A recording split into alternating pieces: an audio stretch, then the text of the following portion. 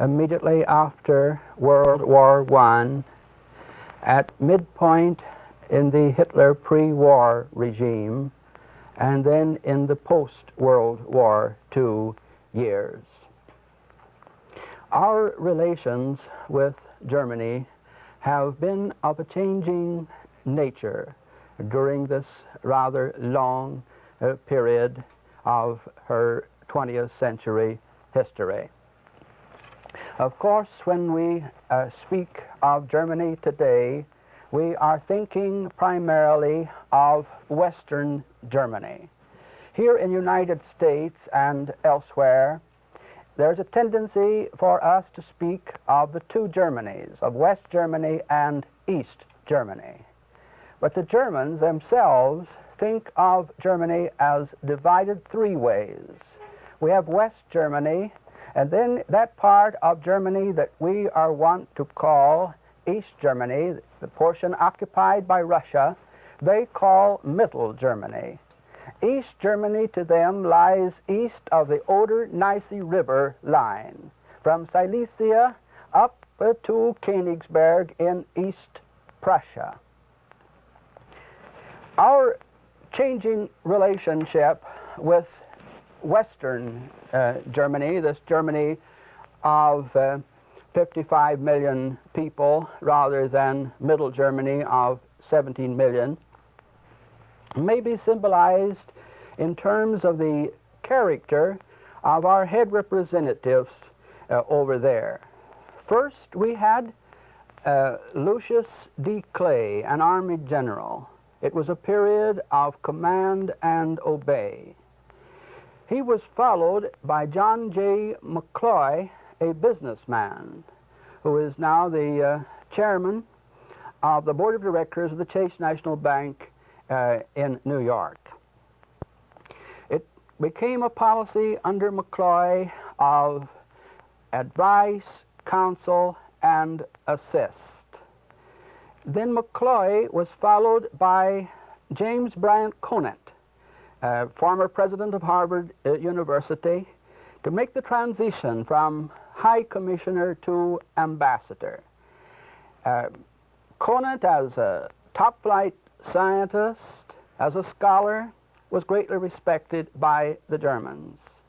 At present, we have Ambassador Bruce, son of the former senator from Maryland.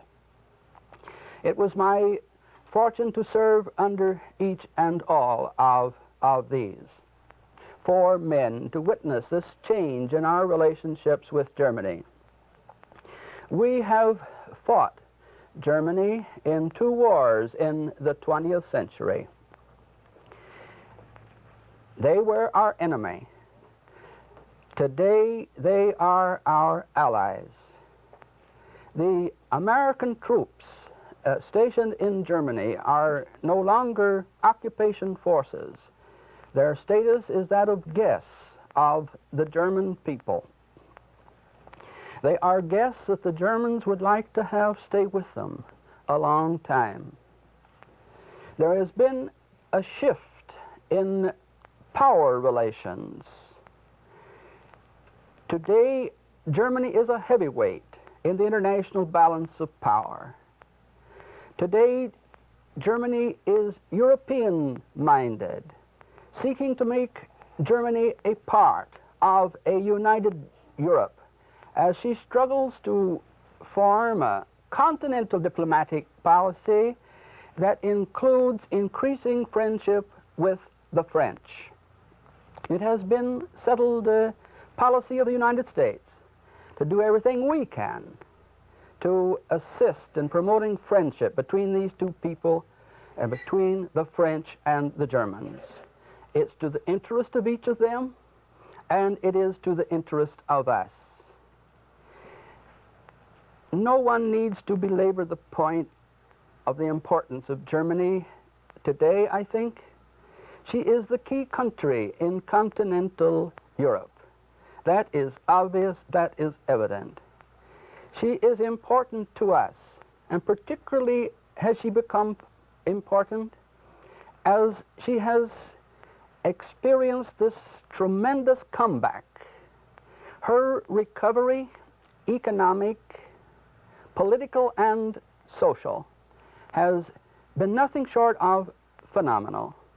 Here in this country and elsewhere, we make reference to the German economic miracle.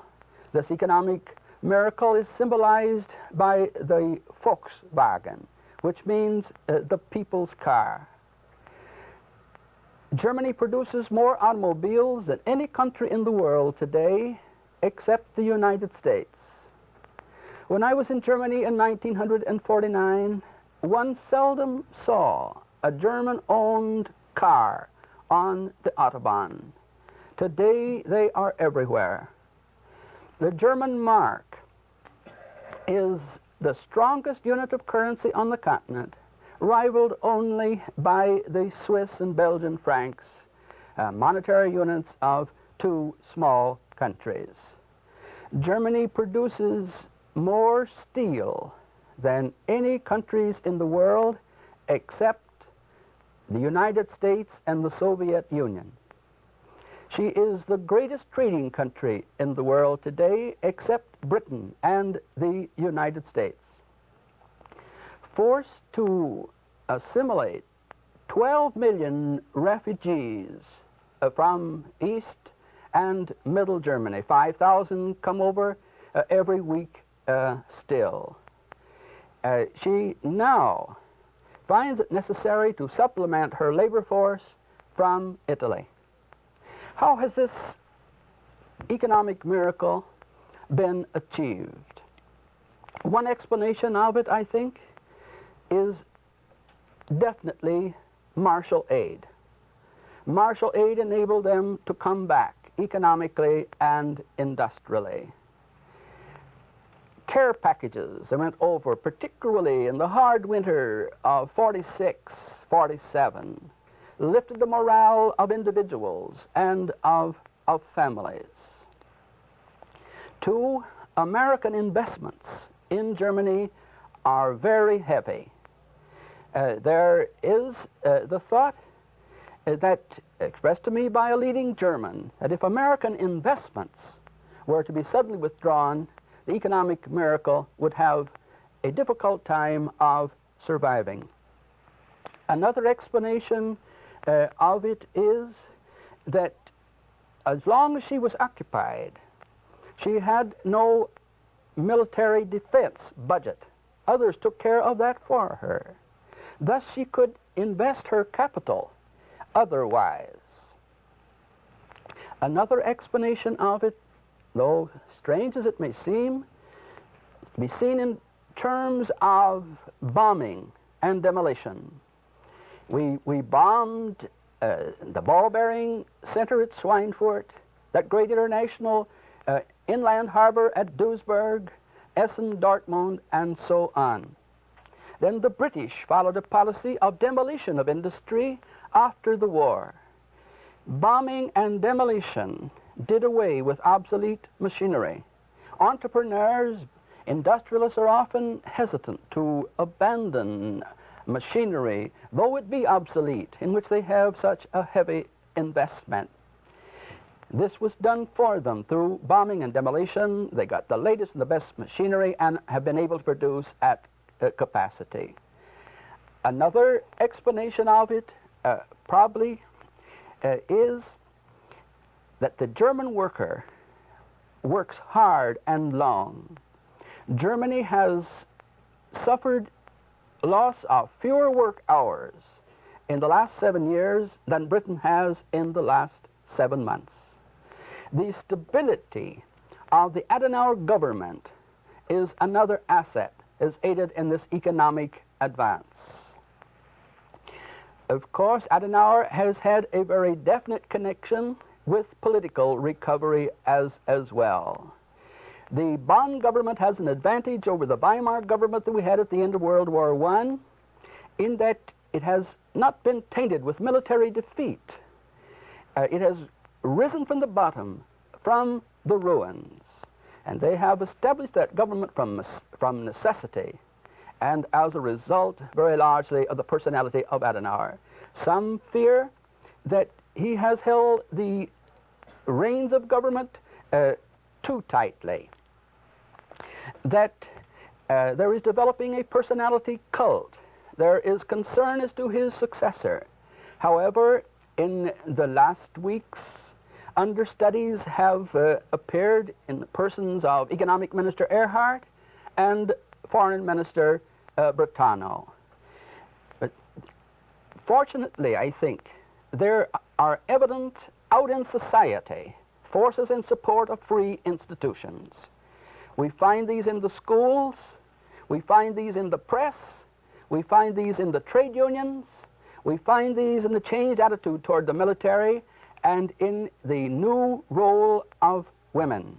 There has been something of a feminist upsurge, and women are assuming their place.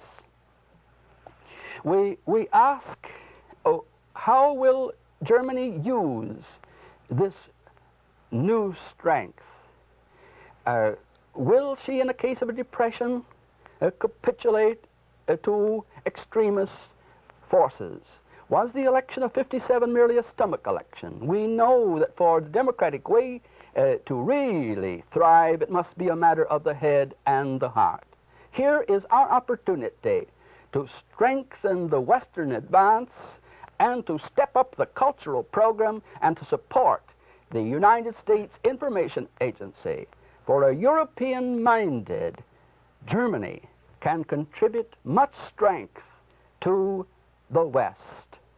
Our policy must be a policy of mutual benefit.